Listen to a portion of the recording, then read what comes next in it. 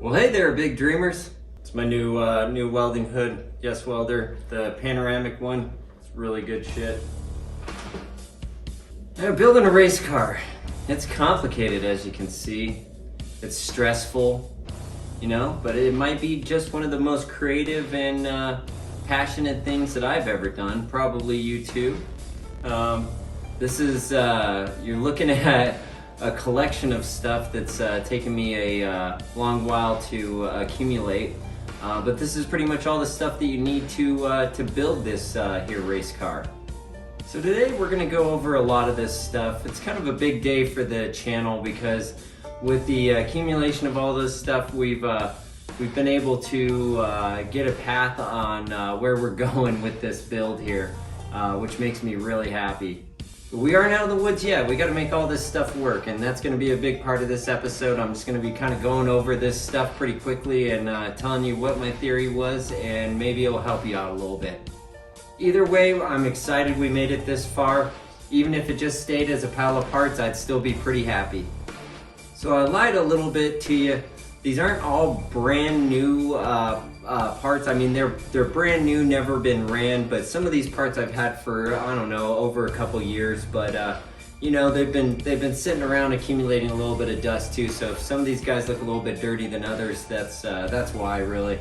Nothing's used or anything like that, but we you know, we had to accumulate a lot of this stuff, like I was saying, over a good period of time. So, just taking a look at some of this stuff, you know, where might be a better place to begin is showing you guys what I've been, you know, busy on besides this stuff. I fitted in the gas tank and the radiator pretty darn close to what I think is gonna be the permanent solution for all my woes up here. Let me see if I can spin around and get a better look at this. Get you guys a look at this stuff too. You know, sway bars, other stuff that we might not be using, but I figured I'd clean it up the best that I could, because we're gonna drop this thing down on the ground, at least on this stuff. Got the subframe all nice and clean there. Just a lot of stuff. Oh, you didn't see that. Nope, we're going forward. Nope, you didn't see that. That didn't happen. I got all the stuff to rebuild the steering rack here, with the exception of I needed a little bit. With the exception of I need a little bit larger of a wrench to hit that inner tie rod right there. But other than that, pretty cleaned up, ready to get rebuilt there. Once again, this is all just kind of aftermarket shear imports or something like that. Hopefully it'll last even a couple races, but we'll find out. That was some of the old stuff off of the 3S. Here's some more of the crud that I need to clean. These are old Turbo 94 brakes. I don't think we're gonna be putting those on there, except for maybe to move the car around the garage or something of that nature. But I'd still have to buy some rotors for it, so it's like, I don't think I'm gonna go that direction. I think I'm gonna go full Will Wood with this stuff, and a lot of these guys right here are just saved for the mapping. But we do need to get those axles cleaned. I need to get those axles cleaned and repacked with grease and ready to rock and roll. That's gonna be a big part of this. Other than that, we're pretty much through all of our cleaning. Been doing just a tiny bit of welding on this guy. Getting everything nice and neat and ready. And that's pretty close to what's gonna happen there. The radiator scoop is gonna come up right about here, which is gonna be a good portion of the hood.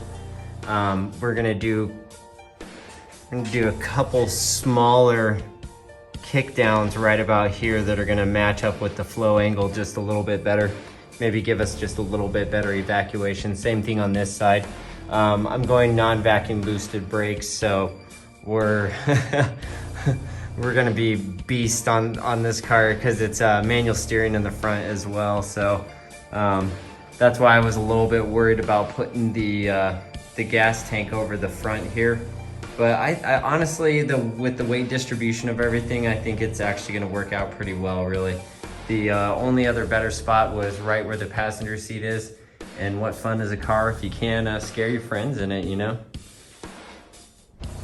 We also got the DS, the 205 DS, excuse me, which this guy has just been fantastic, honestly. I couldn't recommend this thing enough, really. And then same thing, I got the panoramic Yes Welder. You know, they're kind of middle of the road helmet there, but that was that opened up a lot of stuff for me. And and the good old NKs and the Rotas. I think we're gonna do a combination of the two of those guys, where we're gonna put the Rotas here on the front and then the NKs on the rear. I think actually is gonna work out pretty good for us too, because that would stay staggered. And they're just an inch off from each other, so that would work out really well. I believe these guys are like a 9.5 and these guys are like a 10.5.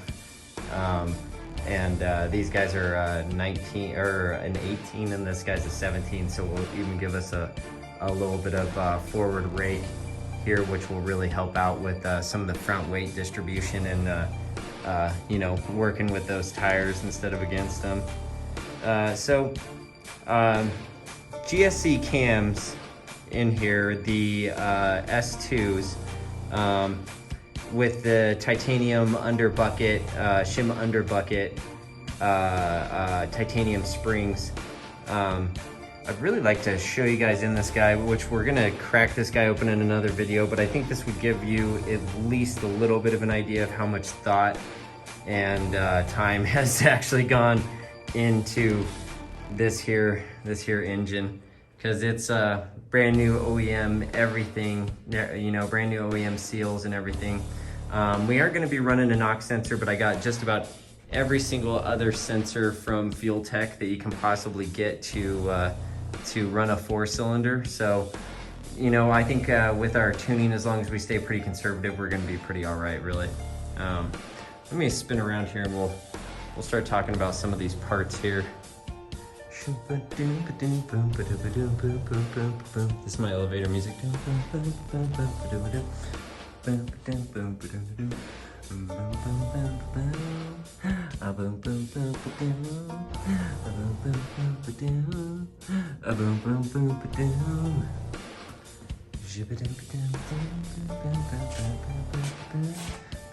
Oh, here, we need to go this way. Empty boxes. All right, here we are. So, I've had this one for a little bit, the Racer X intake manifold with the velocity stacks in it. Let me see here. I can actually see some of those velocity stacks in there. I really hope you guys can see those guys, but they have some of the cleanest velocity stacks out of any intake manifold I've ever seen. I mean, they're just tasty. There we go. That's a good shot of those guys. They're just tasty in there. This is specifically set up for the Ross Racing throttle body here, which is 75 mil. If you're going bigger with a lot of this stuff, you have to size stuff out accordingly. This is actually almost a 75 mil opening on the turbo, which ends up being pretty close to 2.75 inches. So as long as you're kind of keeping everything matched within that kind of variance of about 1/4 of an inch in between all of your little flow passages, because the second that you start reducing it and increasing it and reducing it and increasing it, is especially after the turbo, is when you get a lot of you know, weird turbulence and weird velocity kind of issues. This is a Garrett 3076 Gen 2 GTX Gen 2. But I think it's going to make plenty of power. On the hot side, we have a bigger AR, an 82 AR T4. It comes with like a little rinky-dink 61. Let's see here. Comes with like a little rinky-dink 61. That I know was supposed to make this thing spool up a little bit better for a lot of the low-flowing cylinder heads out there, but I don't think we're gonna have the problem spinning this thing up at all, really. But that's what it came with, is that guy right there. And kind of moving on down the line, this is here. Let's take a look at this guy, since we were talking about the turbo and the intake. That guy I got from Full Race. They've actually sold me a lot of stuff over the years. And they've been really great to me the entire time. Dealing with some of these vendors can be actually kind of a headache, to be quite honest with you. But these guys were really great. I actually even gave this guy a call and like forced him to send it to me right off the bat, because I had another MR2 guy who took off with my turbo, that guy, and took off with my money for one of these. And you know, I just really wasn't willing to mess around a whole lot more than that. So but that was almost close to 2 years ago that I even got that guy, really. So we are running the 450 here, the FuelTech 450. Couple things to make your life a little bit easier right off the bat is going to be keypad. This is completely programmable. I'm sure you guys all know that, but if you don't, it's completely programmable. Yeah, they kind of give you some stickers to add on there afterwards. This is actually the conditioner for the O2, is just a tiny little guy too, but it's pretty mighty, honestly. It has a pretty big pin out on there. So we got, you know, all the major hitters right there. We also used FuelTech's sensors and a lot of their leads. That stuff is gonna work really good too. That's their Bosch sensor that they sell with the Nano, and another boost control sensor, just in case we don't wanna use the one that's integrated inside the FuelTech, which could be a real thing. Because you know, running a vacuum line all the way from the back of the car all the way to the front of the car is not gonna give for some good reference there, really. We also have the HKS cam gears that are gonna mate up really well with the GCS stuff. We have Racer X's cam trigger. It's gonna be a one-tooth cam. It's gonna be a one-tooth cam trigger, and that I point a lot of this stuff out too, because I hope this stuff helps you when you guys are deciding on this stuff, because one-tooth cam trigger is exactly what the FuelTech calls for, but it might not be what a, you know, Haltech, a Link ECU, they all might not like that. And as well as like the spark plugs that I've even chosen to go very specifically with the FuelTech, and the FuelTech coils here too, with the FuelTech smart coils, you know. So be smart about this stuff. Do a lot of research. Save everything that you possibly can. I can't tell you how many times I go into a website and then I can't remember where the heck I was again. So bookmark everything, save everything you possibly can. Save myself a little bit of effort too. I also did the universal 4-cylinder harness, which is all labeled, has, you know, every single relay that you almost need on it, with the exception of fans. I'm not sure if it has a starter relay on it either, but you know, those are pretty simple things to ham in once they've done this much work for you. I mean, it is top quality stuff, you know, and this, I believe this was actually pretty cheap too. I think this was only like $4.50 or something. Harmonic dampener, that's a big thing on a racetrack. You cannot run your stock harmonic dampener because it can explode and send all sorts of crazy pieces down the road at them. This is gonna be the lower trigger wheel. It's a one that Racer X actually makes specifically to go on the ATI dampeners. And it's a 12 tooth, but we're gonna make it a 12-1 once we figure out where we want our 50 degrees to be at and how we want to time out the engine. This is also gonna be the little mounting for the Hall effect sensor, for the VR sensor, or the the variable reluctance, not virtual reality. I also got all the stuff for the coolant passages. The coolant passages, when I got that engine, were just mangled to death, honestly. It was like an old Gen 4 one that was just not gonna work. Almost every single thread was stripped out of it. We have the 1700s here from Injector Dynamics. Once again, specifically to go with the Field Tech, I made sure that everybody was gonna play nicely with each other. The Racer X fuel rail 2, once again, also designed with the top hat in mind, with the actual rail length. This is all really big stuff that you guys need to be considering. Tile wastegate, tile blow-off valve, just for simplicity of being a brand whore, I guess. Got some other stuff, just some filters there. Those are also the these are a really good product actually too. These guys kick out the bearing on, almost make it like a spherical bearing on the shifter bushings for your MR2. I believe they make these for a lot of other cars, and these things work really well, like super duper well. My buddy had them a while ago. And that's actually a used part right there too, but I figured I'd put it out there. That's the old Cartboy shifter, I believe. I don't think it's an H&M, I think it's like a Cartboy. From the old green MR2. Gates blue timing belt. Just about every single timing component that you can possibly think of. We got it from head to toe. There's even some duplicates in there, just so when we're at the racetrack, we don't have to worry about anything. I think this is a pretty cool piece. This is also from Racer X, I do believe, but is the port for moving the original oil drain over into a dash 12 or a dash 10 AN. I can't remember what size it was.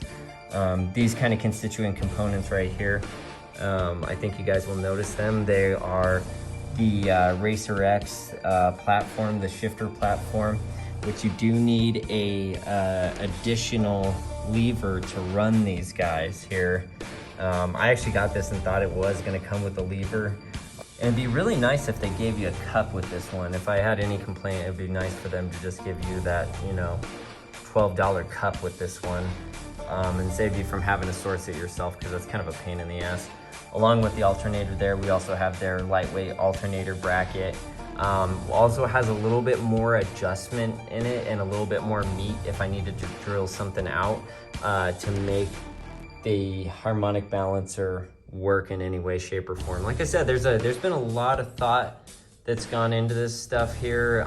It's not just willy-nilly, clicking the mouse and just seeing what happens here. This is some big deal stuff, and it's important that you get it right at these moments. That's also the Racer X MR2 specific catch can there.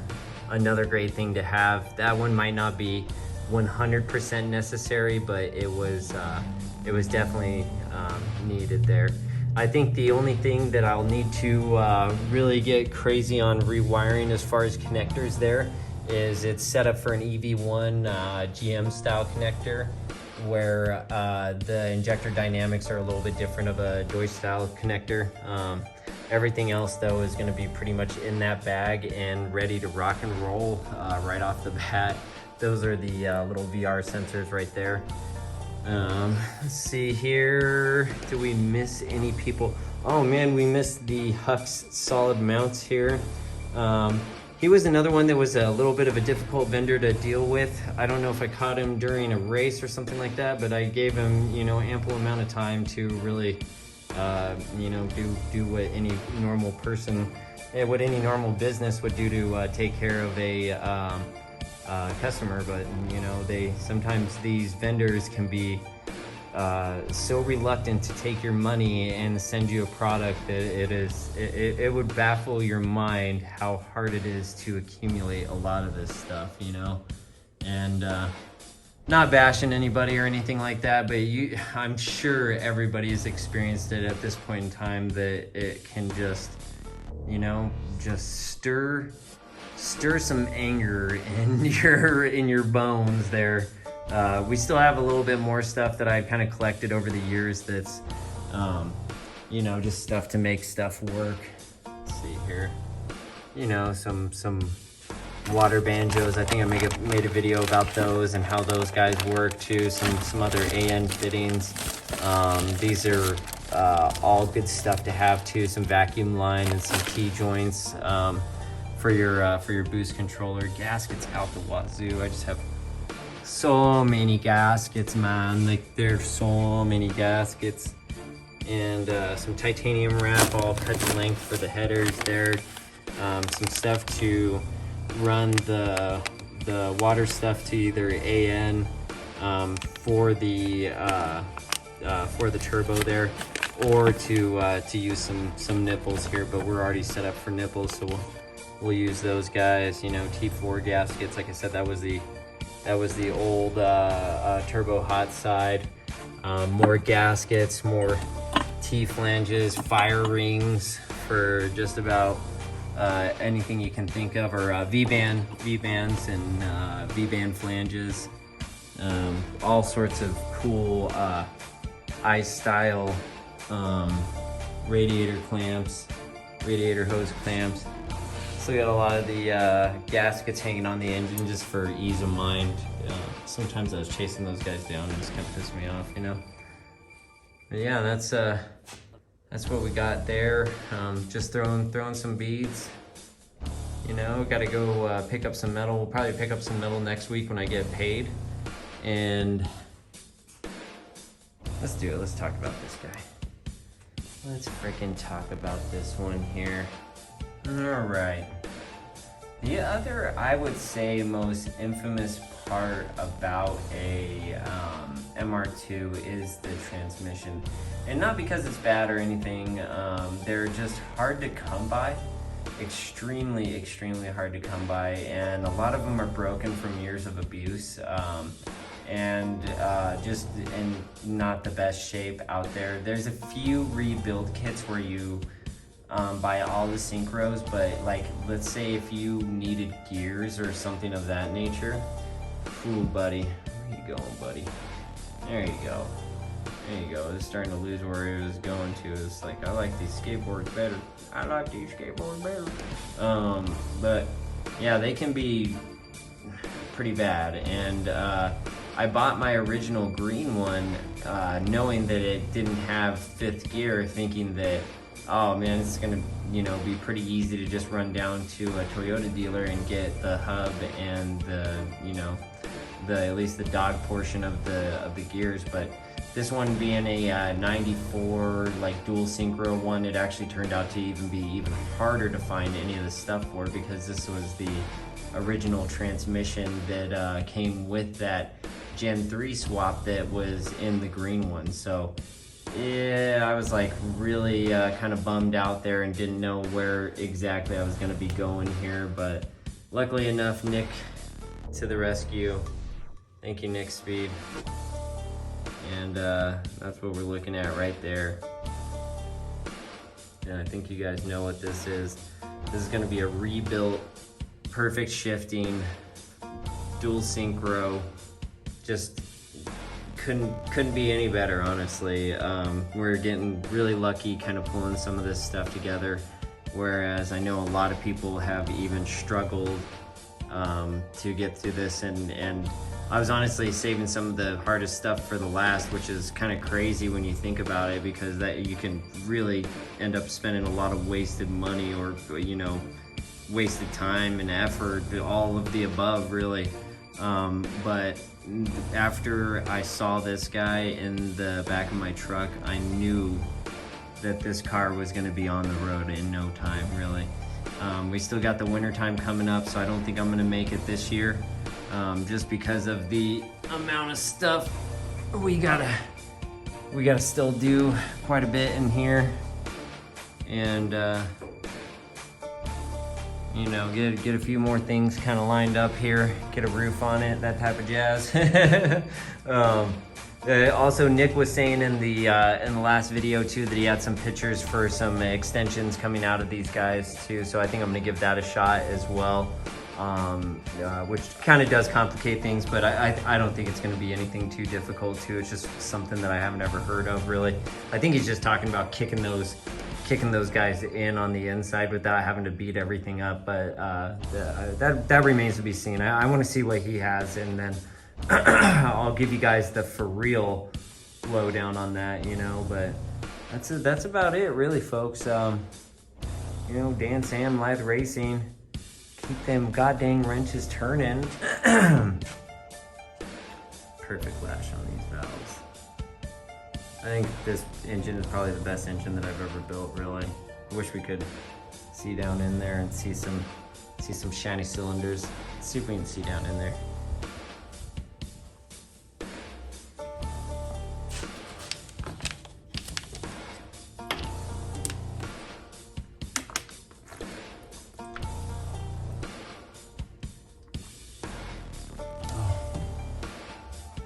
Ooh. Sorry folks, that needed to happen. Alright.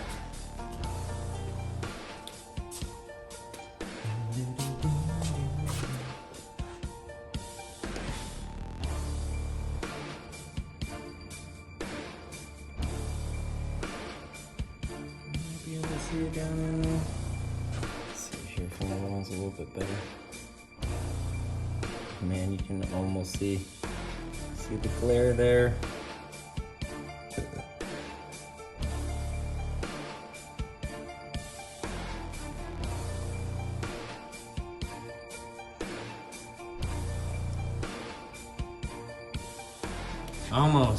Almost able to see it. But yeah, it takes a lot of parts, takes a lot of effort. Yeah, because this is just the beginning of it too. We still gotta wire all of this stuff up, plumb all this stuff up, you know, make it all work together. Which for some people that can be, you know, the hardest part, the hardest fart to fart. Anyways, folks, this is probably gonna do it for the day for me. I just kind of wanted to give you guys an update on what the heck was going down and how freaking close we are. I mean, we are closer than ever of getting this thing going here. I mean, how could we not? You know?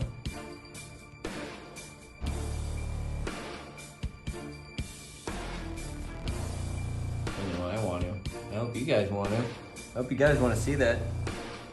You know, we'll do the, you know, I'm done saying the like, comment, and subscribe kind of crap, you know, because it's like, I feel like it just kills our relationship. I feel like we're cool with each other, you know. There's a lot of people that have, you know, just too many damn things going on their YouTubes. That's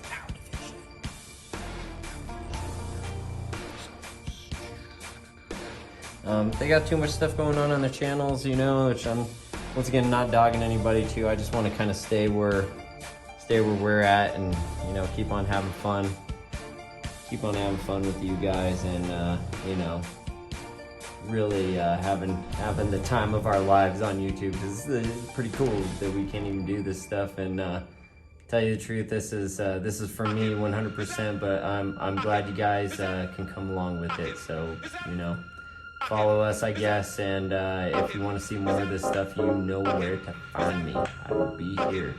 Keep those wrenches turning.